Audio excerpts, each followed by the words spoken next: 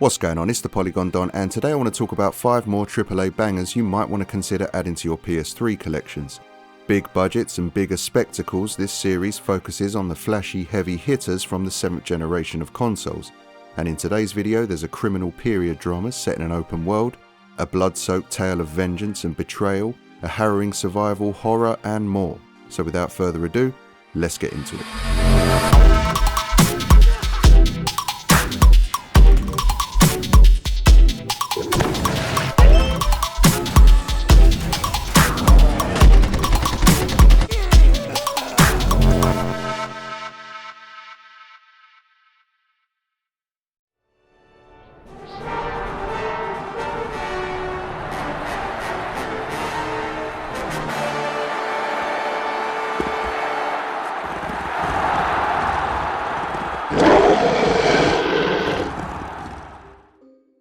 Star Wars The Force Unleashed 2 is a direct sequel to Star Wars The Force Unleashed, taking place 6 months after the events of the first game and about a year before the movie A New Hope. You'll play as a clone of Starkiller, the protagonist of the first game, one of many clones Darth Vader has created using the DNA of Starkiller. However, you'll retain some memories of the original, and sensing a repeat betrayal at the hands of Vader, you will eventually escape his clutches in the game's opening scenes. As you journey through the galaxy to unravel your identity and escape Vader's influence, you will unfortunately end up in the middle of a war between the Alliance and the Galactic Empire. And that's pretty much the setup of the plot. I won't go into any more detail here. The story is serviceable, that's probably the nicest way of putting it. There's nothing that particularly gripping or unique about it, but it does have quite a dark tone overall. It's not the game's strongest aspect, let's put it that way, but it is decent enough. One of the game's strengths, however, is its presentation. This game is very good looking, especially in the cutscenes. Given the year this was released, it's a strikingly pretty game for its time. The other is the combat, which is a mix of lightsaber melee attacks and force powers. The force powers you have access to as the game starts are really enjoyable to play around with. You start with the majority of them unlocked, but a few more get added as you play through the campaign. What keeps things interesting is that the game regularly throws enemies at you that are either weak or immune to certain force powers, like the cool red-cladded stormtroopers, I forget what they're called now, but they can only be harmed with melee attacks as they deflect all force powers, or the jump troopers that dodge projectiles but are especially weak to lightning attacks, or the annoying staff-wielding stormtroopers that will block all incoming melee attacks but are particularly susceptible to a swift force push. What this means is that all this variety in enemies that are sent your way means you get accustomed to the powers and abilities available to you early on and can then start experimenting with combos as you get more familiar with them. The combat in The Force Unleashed 2 is a marked improvement over the first game and is incredibly satisfying overall, selling the power fantasy of being a Jedi really well in my opinion. Environments are semi-destructible and can be manipulated and utilised in battle too.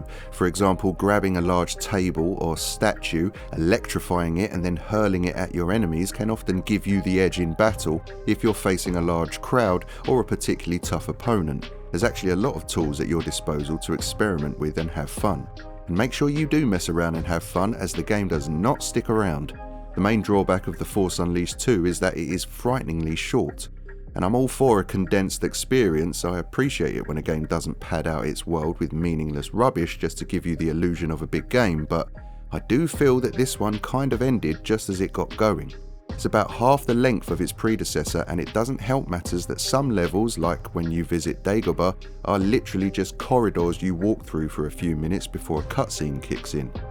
It's not that it's breezy pace-wise, it's more that it feels like it could have done with more time in development. And that's not to say that it feels or looks unpolished. What's here is of an incredibly high standard, both in its presentation and gameplay. There's just not enough of it in my opinion.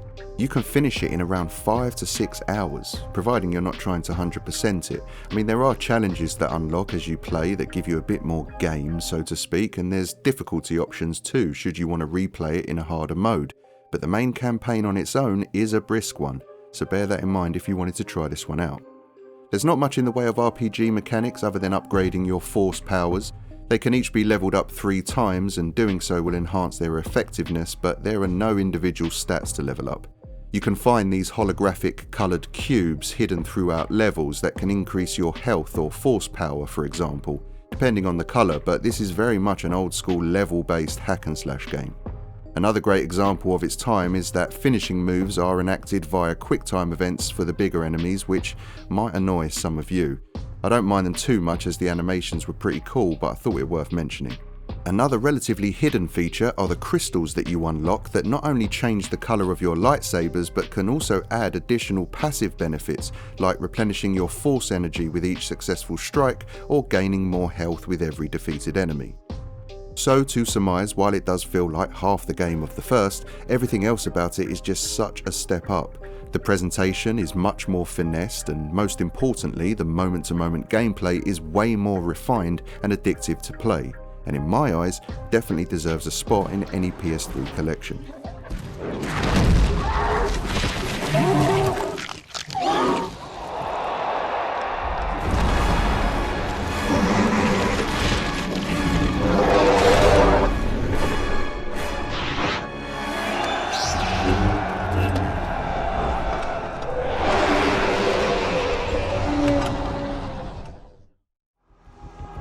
You want to know why I do this? I want to know why you don't. We are the enemy of freedom. I will run. We are the shadow you can't I will share. never stop. We will hunt you. You will never catch We me. will not stop. You will make me We are fail. everywhere. You will fail. We will break. You are my You challenge. are our enemy. You are our target. You are my rival. Published by EA, Need for Speed Rivals was developed in collaboration between Ghost Games and Criterion Games and was the 20th in the Need for Speed series. It's an arcade racer that doesn't feel a million miles away from previous Need for Speed games like Most Wanted and Hot Pursuit, so if you've played those games you should feel quite comfortable jumping into this if you haven't already. After completing the prologue, which is basically the tutorial, you are asked to choose between two sides of the law, a racer trying to evade the cops or a cop trying to capture racers. There's a separate story for each with cutscenes detailing events, and the VO voicing their opinions on proceedings will differ depending on which faction you play as. But whoever you choose, you'll be asked to complete a set of objectives to progress, and completing them will usually unlock a new car or a variant of one. But the cool thing is that you are presented with a choice of 3 sets of objectives, and it's up to you which you choose. Prefer races over time trials, then go with the set that's more race focused. Choose one of 3 sets most tailored to your tastes, complete its objectives, and you'll be rewarded with some leveling up and unlocked content, then presented with 3 new sets of objectives. As a racer, progression is made via speed lists, and as a cop, it's assignments. Racers have hideouts while cops have command posts. There's also combat mechanics available here too, called Pursuit Tech, and it's up to you what you equip your car with. Cops can drop spike strips while racers can trigger shock waves, drop stun mines, or activate some nitro to boost out of trouble. But one of the coolest aspects of the game, at least at the time of release, was how the devs blurred the line between single player campaign and online play. You can be out in the world completing your objectives and then just jump into a competitive head-to-head with an actual person, all without leaving the game to go to the menu and then selecting online mode from there. What's even better is that the servers are still live, at least they are at the time of recording this, which is pretty fantastic for a game over 10 years old now.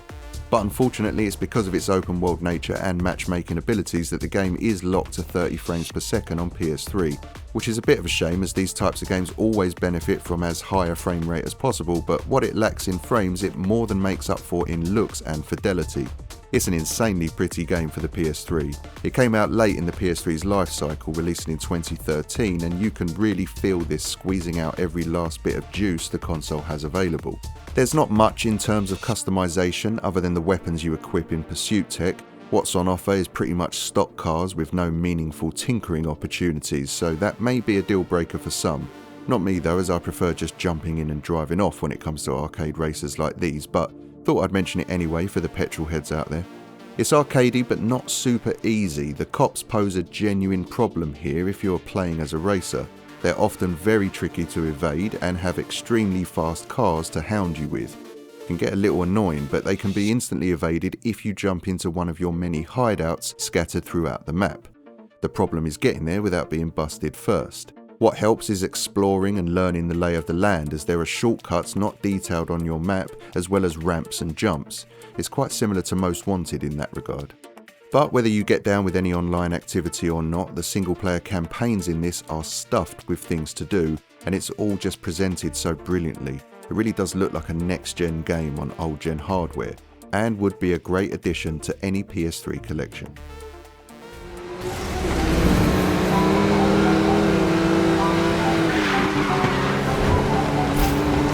Dispatch, I need assistance.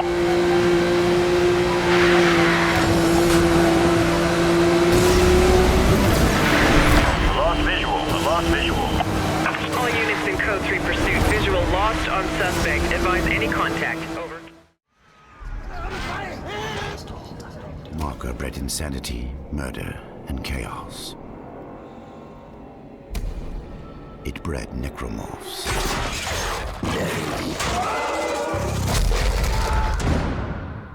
Dead Space 2 is a survival horror game by Visceral Games, and as its title may suggest, is the second mainline entry in the fan favourite horror series. Now, I've already talked about this game in a previous video discussing my top 20 most violent and bloody PS3 games, so I'll keep it a little brief here, but that should give you an idea of what you're in for if you haven't played this game yet. In it, you will play as series protagonist Isaac Clarke as he navigates his way through Sprawl, a space station located in the remains of Saturn's moon Titan, where all kinds of wrong have taken root. Set in the year 2511 and 3 years after the events of the first game, where an alien artifact called a red marker was unearthed during an illegal mining operation, the Earth's government, clearly not learning anything from that whole episode, try to recreate one to harness its energy once again. As you can imagine, things don't go to plan, and the marker's influence triggers crippling mental illnesses to those in close proximity, and to make matters worse, spread a virus that reanimates corpses and turns them into necromorphs. Things are looking very bleak indeed for the colony of Sprawl as the necromorphs take over the place. And if the few remaining survivors aren't brutally killed by them, they tend to off themselves due to the marker's influence. So, with the help of a few allies, Isaac takes it upon himself to destroy the new marker, fighting his way through Sprawl's seemingly endless collection of terrifyingly dark corridors, de-limbing necromorphs and avoiding capture by agents of Earth's government keen to keep all this stuff under wraps. The genuinely hideous forms some of the necromorphs take are the stuff of nightmares. Gangly and pointy, they never failed to terrify me each time they came on screen. Luckily, Isaac gets his hands on some gadgets throughout the game that can dramatically assist in keeping him alive. Even after pouring a mag full of bullets into these things, they can still make a beeline for you, and in the tight and cramped corridors of a space station, things can get messy real quick. Removing their limbs is your best option. Severing a leg at the knee to slow down the approach of an enemy is a vital tactic, and you can switch your weapon to have either a vertical or horizontal line of fire, depending on the enemy you're encountering and the part of their body you want to target. Other abilities like stasis are also hugely invaluable, freezing enemies mid-air for a short period of time so that you can line up a headshot, or kinesis, which will allow you to pull items like iron rods out of the environment so that you can launch them at enemies, momentarily pinning them to the wall. It's just the vibe of the place and the level design that make this a GOAT level horror game, as the cramped environments make the violence feel that much more up close and personal, rarely giving you a moment's respite. It is genuinely terrifying. Also, another thing worth mentioning for anyone looking to add this to their collection, try and grab the limited edition version of the game instead of the standard version. The limited edition also includes a copy of motion-controlled spin-off title Dead Space Extraction, which I believe was a prior Wii exclusive. It's not a download code either, so picking up a second-hand copy shouldn't be an issue as the spin-off is baked onto the Dead Space 2 limited edition's disc. Don't get me wrong, Extraction isn't an incredible game or anything, but it's a way of accessing it if you don't have a Wii, and overall is just a better version of it to own for the future. That said, if you couldn't care less about a weird motion control spin-off, then just get the standard version, as it's genuinely one of the best games available for this generation of consoles, all genres included. We have to go now!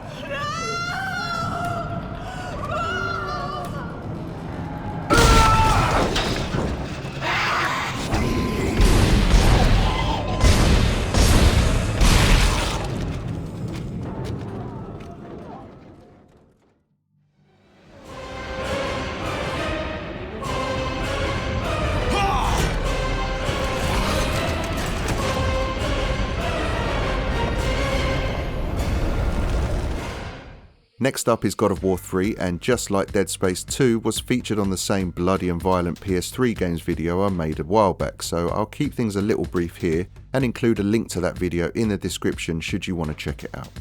But being the third mainline entry in the series created by Sony's in-house Santa Monica studio, it was actually the fifth installment of the series overall when it originally released back in 2010. Based on Greek mythology and using vengeance as its central theme, the game follows Kratos, the former god of war, as he seeks to destroy Zeus, king of the Olympians and overall god of gods. It's a ridiculously epic game with huge set pieces and outrageous amounts of violence that just seem to get bigger and wilder as the game progresses. You'll be fighting gods, demons, titans and all sorts of other monsters as you make your way through iconic mythological settings like Mount Olympus, the River Styx and Tartarus to name a few. All with the aim of locating Pandora so that you can open her box and maybe have a chance at bringing down big bad Zeus Almighty. It's a third-person, combo-based hack-and-slash action title with a fixed camera perspective, something I'm not usually all that keen on, but they do a pretty amazing job with it here. There's puzzles and platforming aspects too, and they don't feel tacked on either. I really enjoyed pretty much all of them. Some of the puzzles were trickier than others, but they, along with the platforming sections, broke up the gameplay nicely. Also, the enemy variety was notably impressive as well. Being based on Greek myths, the devs weren't short of inspiration here, but they realised the many different mythical beasts really well. Harpies, chimeras, minotaurs and sirens all feature and they've never looked so good. As the game progresses, Kratos will get his dusty mitts on a diverse mix of weaponry. As well as the iconic blades attached to his wrists via chains, you will get other impressive tools to play around with, like the Nemesis Whip or Hercules' big punching mitts for example. And with each weapon comes a different magic attack or ability. For instance, the ability called Army of Sparta is only available for use if the Blades of Exile are equipped. There's also secondary weapons that you'll get access to, but confusingly they're called items here for some reason. Some of these include the Bow of Apollo and the Head of Helios, and while great to utilise in combat, are also a vital part of solving some of the game's trickier puzzles. And there are also pickups like Gorgon Eyes, Phoenix Feathers and Minotaur Horns to keep an eye out for. That will enhance some aspect of Kratos like his health or magic meters for example. God of War 3 is easily the best God of War game from its previous iteration, before the 2018 reboot. It's got all the silliness and immaturity the series used to be known for, but with a AAA budget and on a scale the series has never seen up until this point. You can get a remastered version for the PS4, even physically, but for me this will always be one of the best PS3 exclusives available.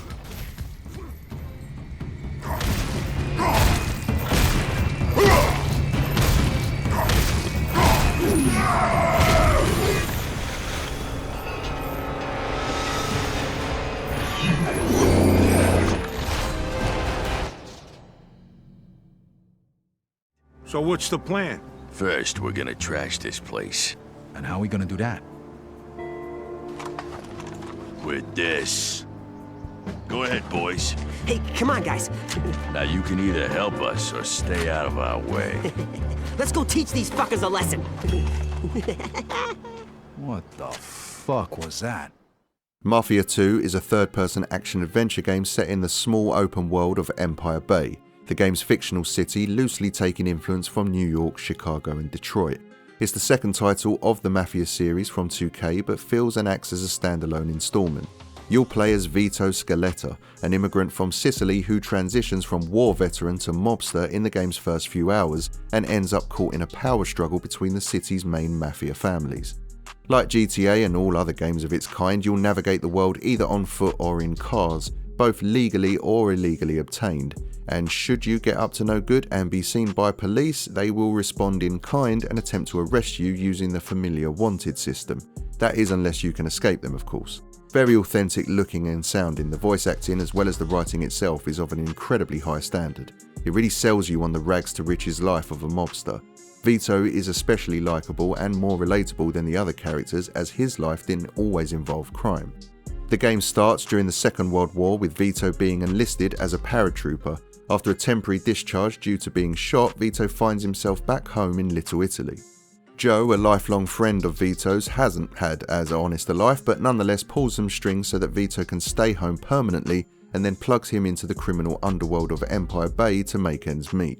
Finding himself in more and more hot water, it's not long until Vito ends up in jail with a 10-year sentence due to getting wrapped up in some of Joe's unlawful shenanigans.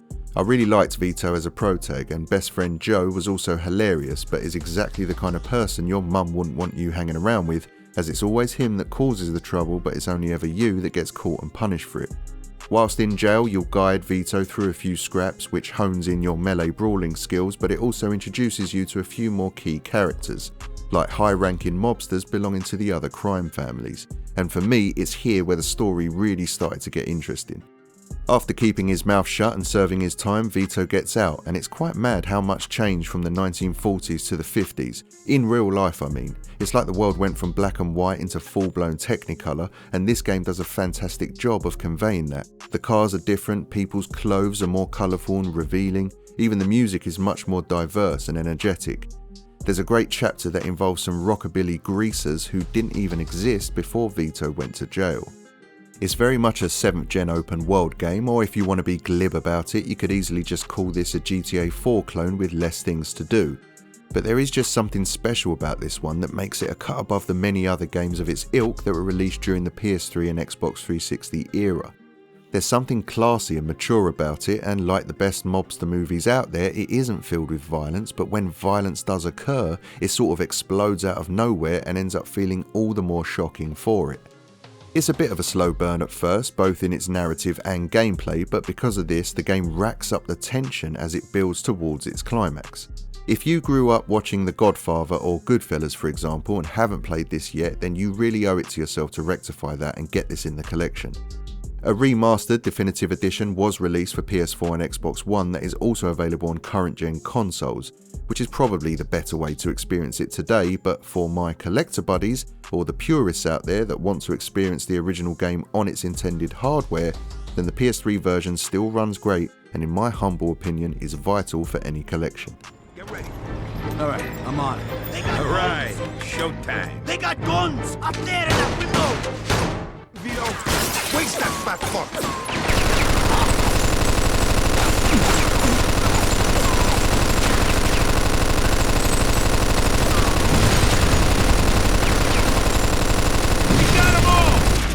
Shoot that fucking thing! I'm going deaf over here!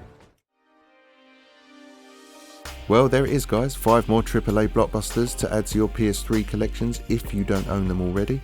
Let me know in the comments what you think of this episode's selection, which ones you've played and loved, or hated for that matter. It's all interesting to me. And if you enjoyed the video, then have a think about hitting the like button, as it genuinely helps out the channel quite a bit, and subscribe if you're new here and like all things PlayStation. Next up will be some underrated PS4 games, volume 2 of my new JRPG series, and I'm also working on one of my longer list videos too, so hit the bell icon if you want notifications on those future uploads. That's going to do it for today though gang, so until next time, take care, be good, and game on.